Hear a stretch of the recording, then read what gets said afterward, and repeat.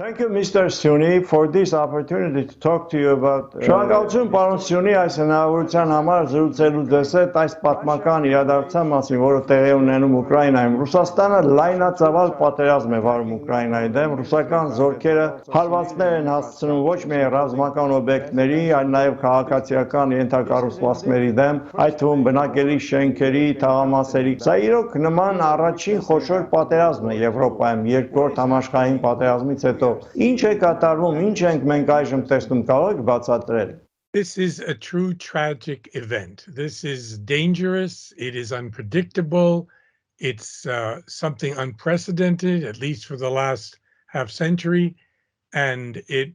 leads us into what you can only think of as a new world order, one that no one should have desired. Սա իսկապես ողբերգական իրադարձություն է, սա վտանգավոր է, անկանխատեսելի, սա աննախադեպ մի բան է առնվազն վերջին կես տարում ու մեզ ստիպում է մտածել նոր աշխարհակարգի մասին։ Ես ինքս չեմ հասկանում ինչու Վլադիմիր Պուտինը որոշեց գնալ Ուկրաինայի դեմ նման կտրուկ ու իմ կարծիքով հիմար գործողության։ Ուկրաինայի կամ արևմտյան պետությունների ՆԱՏՕ-ի կողմից անմիջական սպառնալիք չկար։ Սա մի տեսակ կանխարգելիչ պատերազմ է, սա մի տեխնիկական տերմին է, որ նշանակում է, որ պատերազմ ես սկսում, որովհետև մի պահ ապագայում կարող է լինել վտանգ, որ դու կանխատեսում ես, քեզ մտահոգում է անորոշ ապագան, ինձ թվում է, որ հենց սա էլ Պուտինն արեց։ And it seems to me that's what Putin has done. Now, there are two ways in which at least people in my country, in the United States and in the West, are seeing these events. One way is that Putin basically is a new Hitler. Միացյալ Նահանգներում արևմուտքում առնվազն երկու տեսակետ կա այս իրադարձությունների վերաբերյալ։ Մեկն այն է, որ Պուտինը փաստացի նոր Հիտլերն է։ Նա ցանկանում է ստեղծել նոր կայսրություն, գուցե վերականգնել խորհրդային միությունը, ու այդ նպատակին հասնելու համար նա կօգտագործի ցանկացած միջոց։ Նույնիսկ Միացյալ Նահանգների նախագահ Բայդենը վերջերս պնդեց, որ Պուտինը նոր կայսրություն է կառուցում։ Մյուս կողմից կան մարդիկ, այդ թվում ես ինքս, որ ես կասեի, որ նրանք փոքրամասնություն են կազմում, ովքեր սա համարում են կտրուկ անհարկի հիմար գործողություն Պուտինի կողմից, որը արդյունք է մի երկար զարգացման վերջին 30 տարվա ընթացքում, այն է արևմուտքի անողոք շարժը դեպի արևելք, ՆԱՏՕ-ի ընդհուպ մինչև Ռուսաստանի սահմանների ընդլայնմամբ։ Նախկին Վարշավյան դաշինքի անդամ երկրների մեծամասնության ՆԱՏՕ-ի մեջ ներգրավվելը եւ նույնիսկ նախկին խորհրդային միության մաս կազմած 3 հանրապետություններին՝ Լիտվային, Լատվիային եւ Էստոնիային ՆԱՏՕ-ի կազմ ընդունելը։ Այդ բոլոր պետությունները այժմ ՆԱՏՕ-ի գոտում են եւ մաս են կազմում արևմտյան մի մեծ դաշինքի, որը Պուտինի կարծիքով ուղղված է Ռուսաստանի դեմ եւ դրա համար գոյութենական սպառնալիք է ներկայացնում Ռուսաստանի համար։ All of those are now in the sphere of NATO and therefore part of a grand Western alliance which Putin believes is aimed at Russia and therefore presents an existential danger to Russia. Այժմ Ռուսաստանը պնդում է, որ Ուկրաինան որպես պետություն գոյություն չուներ, որ այն ստեղծվել է բոլշևիկների կողմից։ Այս նույն տրամաբանությամբ կարելի է պնդել, որ գոյություն չուներ Հայաստանը, գոյություն չուներ Վրաստանը, գոյություն չուներ Ղազախստանը, ու ներխուժել այդ երկրներ, նրանց դարձնելով Ռուսաստանի Դաշնության մի մաս կամ այլ կերպ ընդհանուր մի պետության մաս դարձնելով։ Ինչ եք մտածում այս մասին։ I think that's a misreading of what Putin is doing. I think he uses these kinds of strange concocted histories, all of which I've not only read but listened to as he made these grand speeches. He uses them as a justification for his policies and to convince the Russians that this is all Russian citizens, that this is a legitimate Կարծում եմ, որ Պուտինը օգտագործում է պատմության իր տարօրինակ մեկնաբանությունը, որի մասին ես ոչ միայն կարդացել եմ, այլ նաև լսել իր ելույթներում, որպես արդարացում իր քաղաքականության համար։ Նաև օգտագործում է այն, որպեսզի համոզի Ռուսաստանի քաղաքացիներին, որ սա լեգիտիմ քայլ է, որ այս ներխուժումը լեգիտիմ է։ Նրա համար շատ դժվար է պնդել, որ Վրաստանը, հատկապես Հայաստանը կամ Բալթյան երկրները, որոնք ժամանակին անկախ էին, ստեղծվել են բոլշևիկների կողմից կամ որ իրենց սեփական պատմությունը չեն ունեցել։ Ես Ես կասեի, որ իր պատմական ակնարկներում Պուտինն ասաց, որ ուկրաինացիները ու կարծում եմ բելարուսները, թեև նա նրանց չի նշում եւ ռուսները կամ Վելիկոռուսի, ինչպես նրանք են իրենց երբեմն կոչում, մեկ ժողովուրդ են, որ նրանք նույն մշակույթն ունեն, որ նրանց լեզուները իրար շատ նման են եւ այլն, սակայն նա քաջ գիտակցում ու ընդունում է, որ սրանք առանձին պետություններ են, ու որ եթե նա սահմանները անցնի ու ներխուժի, ապա կանի մի բան, որը դեմ է միջազգային իրավունքին ու կառաջացնի լուրջ արձագանք մնացած աշխարհից։ Նա քաջ գիտակցում է սա։ That it will bring a very serious reaction from the rest of the world. So he's aware of that. I liked very much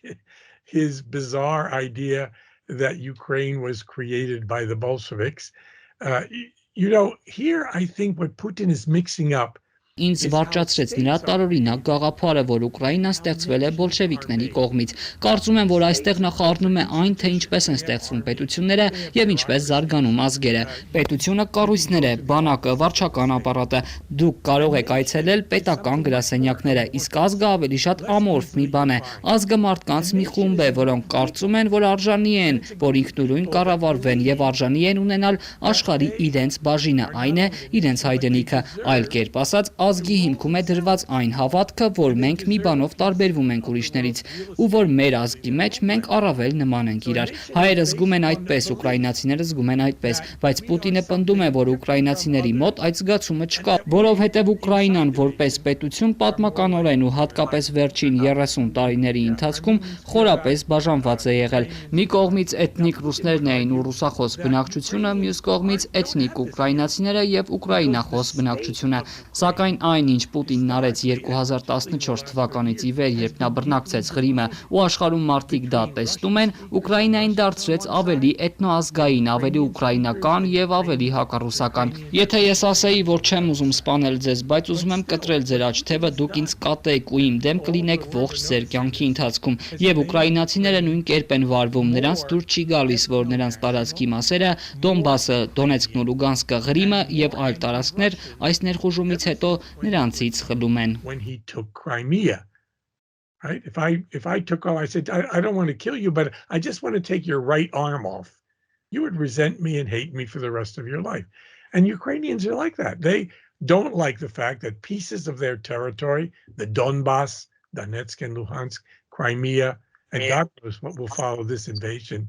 are being taken away from them. What do you think, Mr. Shyunni? What would be an impact on Armenia? This war, ինչ է կարծում, որն է լինելու սրա ազդեցությունը Հայաստանի վրա, ինչպես է այս պատերազմը անդրադառնալու Հայաստանի վրա։ Այժմ Հայաստանը Ռուսաստանի կողմից ստեղծած զանազան կառույցների մաս է կազմում, ՀԱՊԿ, Եվրասիական տնտեսական միություն։ Ձեր կարծիքով արդյոք Հայաստանին կստիպեն միանալ Ռուսաստանի եւ Բելարուսի կողմից կազմած այդ միութենական պետությանը, the Union State with Belarus and Russia? First of all, this was an invasion by the Russian army, not by the joint forces of the union of the alliance that Russia has formed with Armenia, Kazakhstan, and so forth.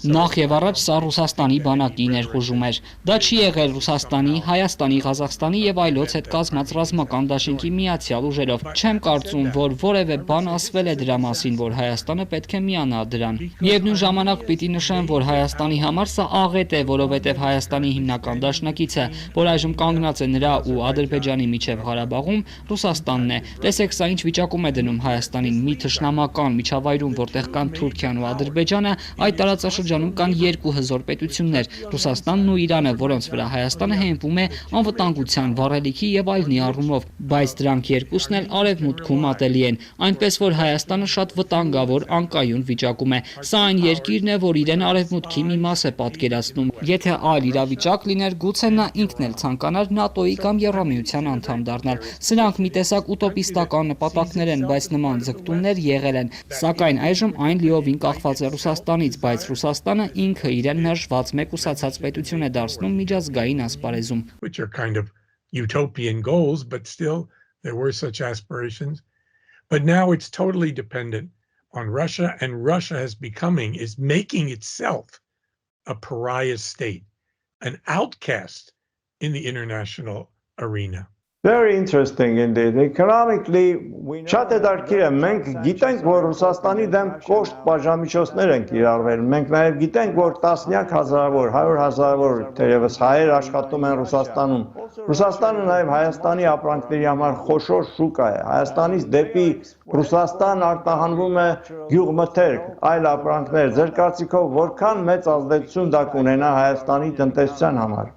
Well, first of all, these sanctions that are being imposed on Russia have not worked so far to deter Russian actions. Նախ եւ առաջ Ռուսաստանի դեմ կիրառվող այս պատժամիջոցները մինչ այժմ չեն կարողացել կանխել Ռուսաստանի գործողությունները։ Պուտինը համարում է, որ անվտանգության վերաբերյալ մտահոգությունները այնքան մեծ են եւ իրավիճակը այնքան օրհասական է, որ կարող է գործել Ռուսաստանի անմիջական տնտեսական շահերի դեմ եւ հաշտվել Ռուսաստանի դեմ այս պատժամիջոցների հետ։ Ռուսաստանում կան մեծահարուստ հայեր, կան նաեւ մեծահարուստ հայեր ու առնվազն մեկ հայազգի օլիգարխ Ուկրաինայում, եւ այս իրավիճակը կազդի այդ սփյուռքահայերի վրա, ովքեր ապրում են այդ պետություններում։ Դրա մասին խոսք չկա, բայց եթե տուժի Ռուսաստանը, ապա կտուժի նաև Հայաստանը, որը Ռուսաստանից մեծ կախում ունի, եւ դա այս սարսափելի իրադարձության ցավալի հետևանքն է։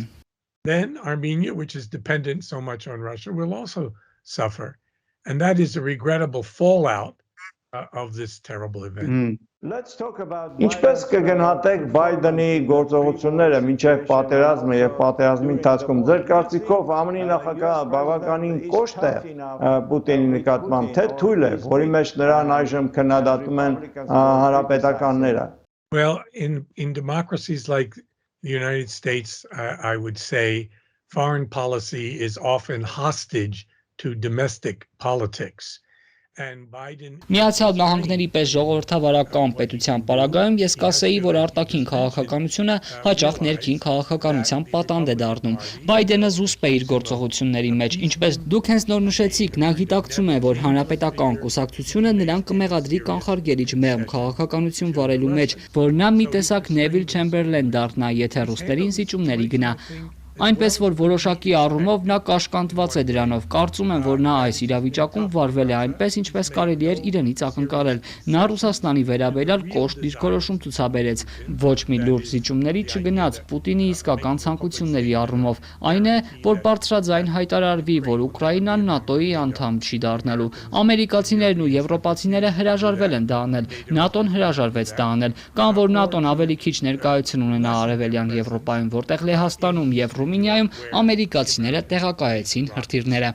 Ամերիկացիները նման լուրջ զիջումների չգնացին։ Բայդենի վարչակազմը առաջարկել է դիտարկել Արևելյան Եվրոպայի ՆԱՏՕ-ի գոտում սպառազինությունների, սահմանափակումների եւ նոր պայմանագրերի կնքման վերաբերյալ բանակցությունների հնարավորությունը։ Գիտեք, որ 2001 թվականին Ջորջ Բուշի նախագահության օրոք Ամերիկայի Միացյալ Նահանգները չեղարկել է հակաբալիստիկ հրթիռների մասին պայմանագիրը, որը հիմքներ միջուկային պատերազմների կանխարգելման համակարգի։ Մենք միակողմանի չեղարկել ենք այդ պայմանագիրը։ Այնուհետև Թրամփի վարչակազմի օրոք մենք չեղարկել ենք մեկ այլ կարևոր պայմանագիր, որ զսպում էր նաև ավելի փոքր հրթիռները։ Մենք մի քանի քայլ ենք արել, որոնց Ռուսաստանը շատ տհաճ համարեց իր համար։ Քայլեր, որ բացասաբար են անդրադառնում նրա պաշտպանողունակության վրա։ Բայդենի վարչակազմն ասաց. «Շատ լավ, մենք որոշ բաներ կվերանայենք, կխոսենք դրա մասին»։ Ըստ երևույթին սա Պուտինի համար բավարար չեղավ, եւ երբ Բայդենի վարչակազմը բավականին ջանք չգործադրեց, որպեսզի Ուկրաինայի ներսում եղած հակամարտության համար առանցքային լուծում գտնվի, որպեսզի իրագործվեն այսպես կոչված Մինսկ 2 պայմանավորվածությունները, որ ենթադրում են Ուկրաինայի դաշնային պետություն դառնալը, մի բան, որի հետ ամերիկացիները համաձայն են եղել ու ավելի վաղ Ռուսաստանն ու Ուկրաինան եւս համաձայնել են։ Երբ դա տեղի չունեցավ, երբ Ֆրանսիայի նախագահ Մակրոնը փորձեց անել այնպես, որ լրջորեն դիտարկվի Մինսկ 2 պայմանավորվածությունների իրագործումը, բայց ուրիշների կողմից Արևմուտքում դա լուրջ աջակցություն չգտավ։ Այդ ժամանակ Պուտինը որոշեց, որ իրական դիվանագիտությունը այլևս չկա։ Եթե նկատել եք, նա բանակցություններ է վարել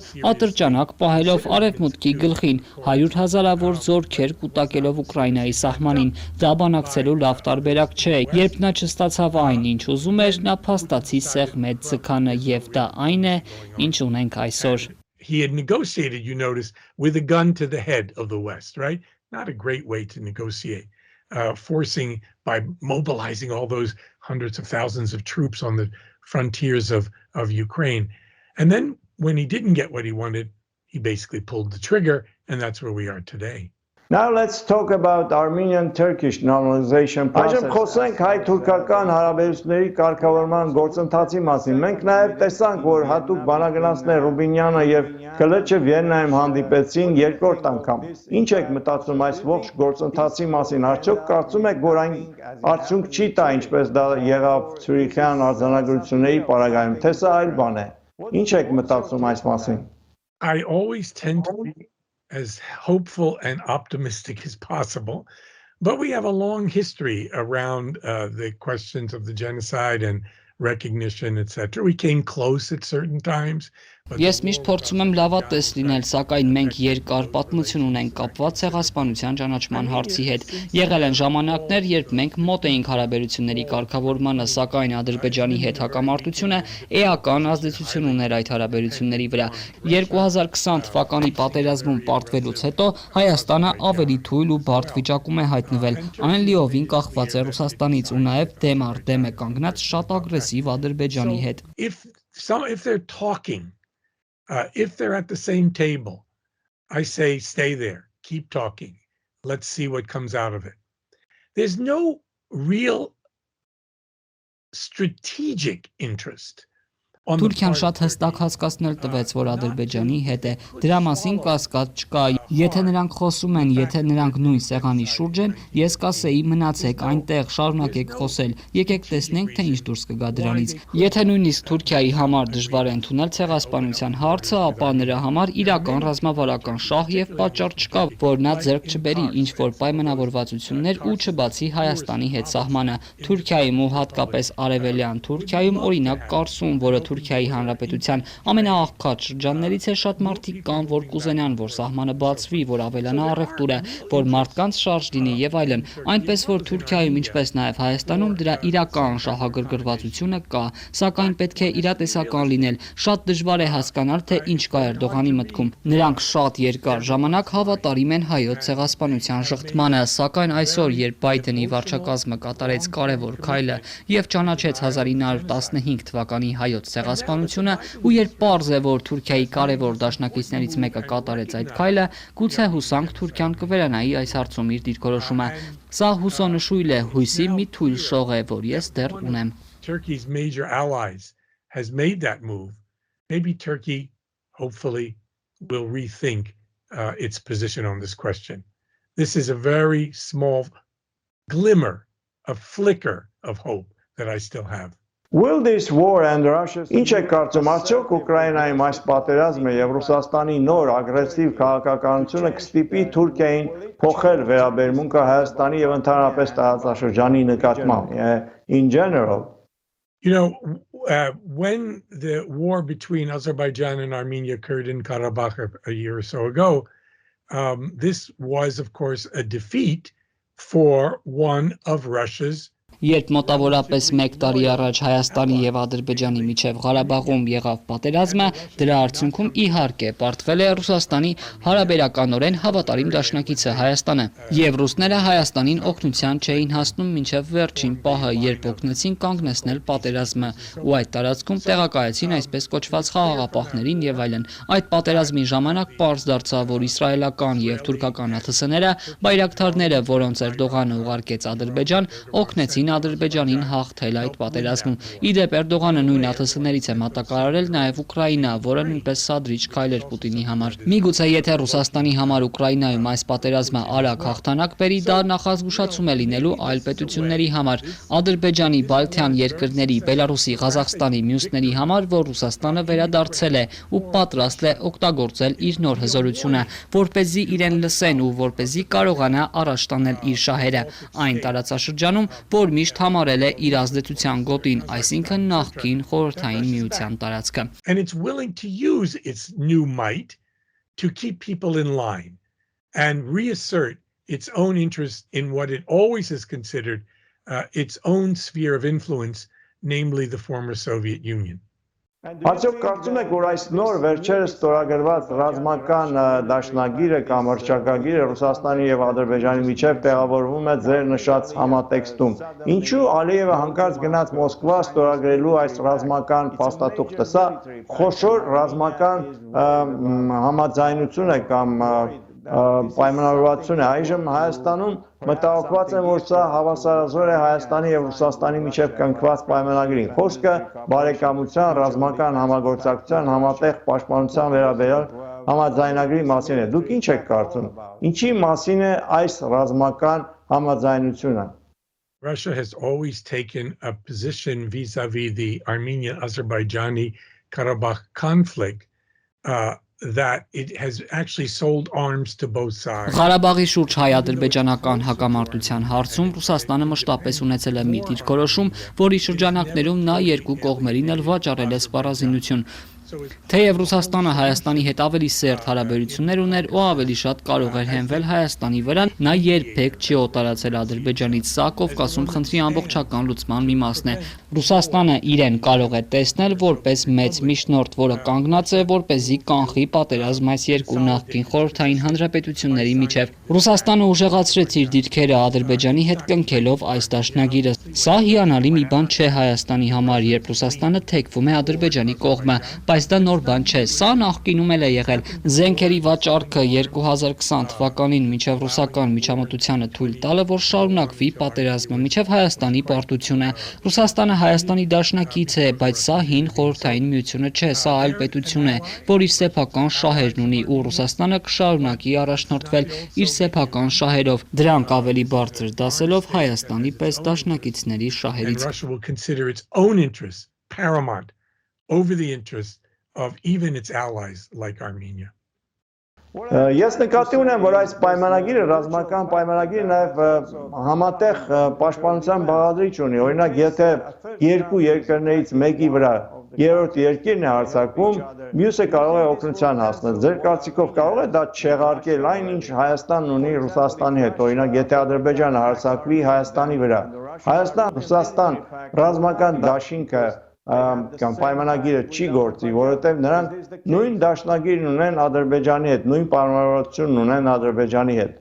Russia does not want war between Azerbaijan and Armenia. And you notice that during the last war, Ռուսաստանը Ադրբեջանի եւ Հայաստանի միջև պատերազմ չի ուզում։ Երևի նկատած կլինեք, որ վերջին պատերազմի ժամանակ ռուսները չեն միջամտել, որովհետեւ Ադրբեջանը շատ զգուշորեն վարվեց ու չմտավ բուն Հայաստանի տարածք։ Հայաստանի ու Ռուսաստանի միջև կնքած համաձայնագրի համաձայն մի կողմը օգնության կհասնի մյուսին, եթե նրա տարածքը հայտնվի վտանգի տակ, իսկ դա տեղի չունեցավ։ Ենթադրվում էր, որ պատերազմը պիտի սահմանափակվեր Ղարաբաղի տարածքով։ Այդ պատերազմի ավարտից ի վեր իհարկե Ադրբեջանի կողմից բուն Հայաստանի տարածք ներխուժման դեպքեր կային եւ ռուսները դրա կապակցությամբ շատ քիչ բան են արել։ Հայերին իմ խորհուրդը հետեւյալն է. լավ մտածեք, թե որչափ կարող եք դուք կախված լինել նույնիսկ այնպիսի հզոր դաշնակից, ինչպիսին է Ռուսաստանը, որովհետեւ այն առաջին հերթին կդիտարկի իր սեփական շահերը ու նման դաշնագիր ունի նաեւ Ադրբեջանի հետ, այնպես որ դուք հարաբերականորեն դժվարին կացության մեջ եք եւ բացի Ռուսաստանից ոչ ոք չկա, որի վիճակի լինի Հայաստանին օգնության հասնել։ a relatively difficult position, and there's no one out there besides Russia who seems to be able to come to Armenia's aid. Կա որևէ այլընտրանք, թե ինչպես Հայաստանը կարող է զարգացնել իր ռազմական կամ քաղաքական կապերը տարածաշրջանում կամ աշխարհում։ Ինչ ապագա է սպասվում Հայաստանի, եթե դուք լինեիք Հայաստանի վարչապետի խորհրդական։